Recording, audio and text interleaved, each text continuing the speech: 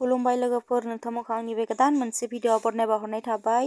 प्रकाश नार्जारिया बिपुल मुसाहारि आदानिफ्राय रां दाहार लादों होननायखौहाय क्लेरिफिकेशन होबाय। बिपुल मुसाहारियाहाय गावखौ प्रकाश नार्जारिया फैसाखौ होफिनबाय होननानै नोंथांमोना आंनि भिडिअनि गेजेरजोंनो फुल खोनासंबानो जाबाय। बिदिब्ला खोनासंदो।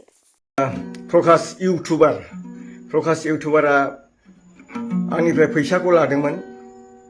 बिरबल आरो गितानि थ्रुयै आंबो दंमोन लोगोसे बिथांनो फैसा होनायाव।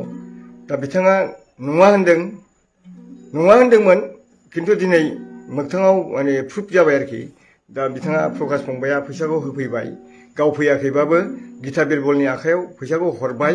जोंनि दैदेनगिरिफ्राबो गोजौआव एसे प्रेसार होनानै दा फैसाखौ आं मोनफिननाय जाबाय। बेनि थाखाय प्रकाश भाई थेंक इउ। प्रकाश भाई, नों जुदि बुजिनानै बेबादि खामानि मावबायबा बे बाख्नायथाव खामानि। आरो इयुनाव दिनैनि बादि गुबुनफोरजोंबो दाजाथों बेखौ आं इसोरनाव आरज बिबाय। प्रकाश भाई, बेबादिनो मोजाङै थिगैनो सोलि, अब्ला नोंनि केरियाराबो बांगोन, बेखौ आं दिनै बुंबाय। भुला जायो, खिन्थु भुल होननानै गोसो जाथारनानै खालामनाय भुलखौ रायजोफ्रा भुल होना। दा बे प्रफिटखौ आं लानानै बानायदोंमोन जे आं भिडिअ होनायनि मिनिङानो जाहैबायमोन फैसायाबो आंनि गोदोनानै थानाय फैसायाबो रिटार्न जाथोंसै आरो समाजखौबो एसे फोसाबथोंसै। प्रकाश भाई, नोंनावबो बिराद गुन्दा दङ माथो। प्रकाश इउटुबार बिटिआरथ' जाथ'वाखै, बिटिसिखौ गारनानै नों इमिडियेट खार। खिन्थु आं जोंबाय नोंखौ फंबाय हिसाबै। नोंखौ आं दहाय जेबो माबायाखै। प्रकाश, नों बिराद पावारफुल होनना लादोंना नोङो। नैबे गिटारजों नोंखौ बुथारगोन आं, मिथिबाय प्रकाश।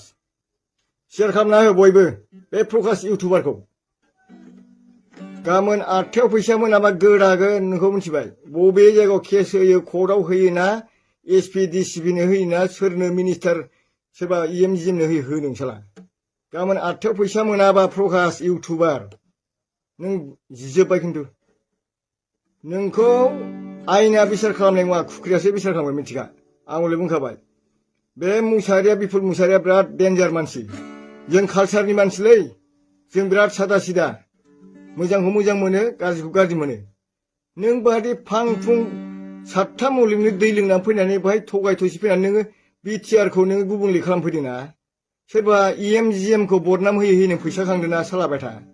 हा, जोंनि प्रमद बर' शिबखौ नों बदनाम होनानै फैसा खांदों दा नोङो। जिजोबगोन नोङो प्रकाश, मिथिखाबाय। नोंखौ बुथारनो आंनो 5 फैसाबो टाइम नाङा, 5 मिनिटबो टाइम नाङा, मिथिबाय। आं गोसो जायोबा। जों बिराद जेनुइन मानसि, गान लिरग्रा, मेथाइ खनग्रा, एक्टिं खालामग्रा मानसि जोङो, बुरबक। जों जानला मानला मानसि नङा।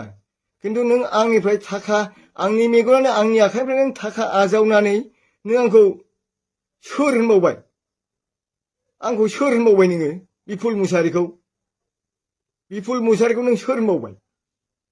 नों खिन्थु बेनि फिननायखौ बावला नोङो नैबे बासनि गेजेराव मोनगोन नों बेटा, मिथिगा। बुजिबाय दा?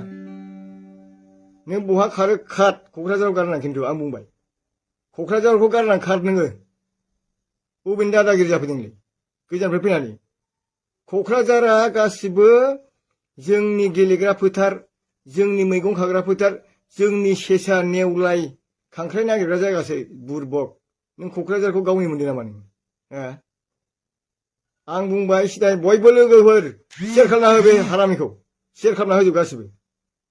फैसाया गाबोन बोसोरनै जाबाय। फैसाया खिन्थु 6% सुद दाजाबनानै जुदि आं मोनाबा दा नों जिजोब्बायलै, मिथिबाय। सान्थि जादों जोंना बिटिआरआ बिरादनो सान्थि जादों, येस। खिन्थु बिपुल मुसाहारिया गरमखौ लाबोफिननो थांगासिनो दं। मोजांबासो मोजां, मोजां नङाबा खिन्थु जों गरमनिफ्राय फैखानाय मानसि नालाय। नोङो मोजाङै था प्रकाश।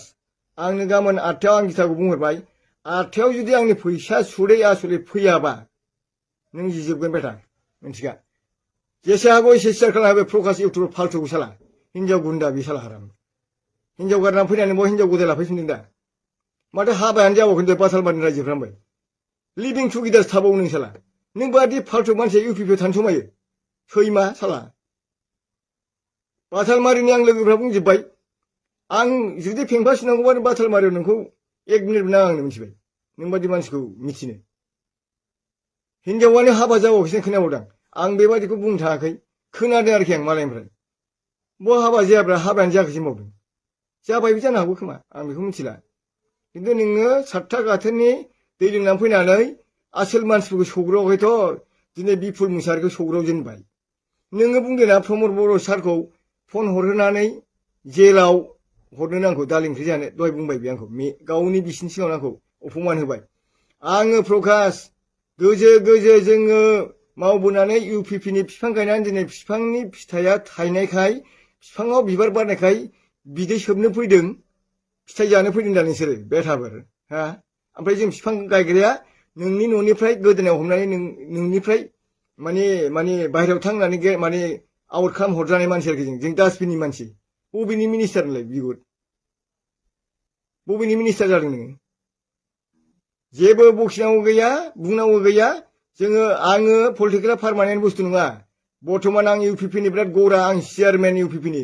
नों घन्टा बिफाङा देरनायखाय गिदिर दालाय दास जानानै बिबार फिथाइ थायनायखाय नोङो बुंनो फैदों नामा आं उमुक शिबनि मानसि उमुकनि मानसि घन्टा हा प्रमद बर' सार बादि मोजां मानसि गैया दासान्दि बिटिआरआव खिन्थु नोङो बेखौ नाम लायै लायै फानलाबायनानै नों 5 लाख 3 लाख 10 लाख फैसा खालामनो दाख्लाब नों बेथा नों जिगोन बेथा मिथिबाय नों जिगोन 1 मिनिट 1 सेकेन्डबो नोङो थानो हानाय नङा क'क्राझाराव आरो नोङो 1 किल'मिटार बाहेरायाव दांखार बेबायदि एखलबा सोरनो केस होनोलाय बिगुर सोरनो केस होनो नोङो बहाय केस होगोन नोङो होलाय नोङो दे आंखौ एडभान्स केस होनानै जेलाव दोनखा नङाबा नों बिफद दंसै आं हले बुंखाबाय नै आं र' माने फिल्म जा माबा कम्पिटिसन दङ 25 तारिखसिमखौल' आंखौ हगार माने जोंहा नभेम्बरनि 25 तारिखआव फिल्म कम्पिटिसन जागोन बिसिमखौल' आंखौ हरगोन बेनि उनावनो आंखौ जेलाव सोनानै दोनखा नङाबा नों बिफद जागोन खिन्थु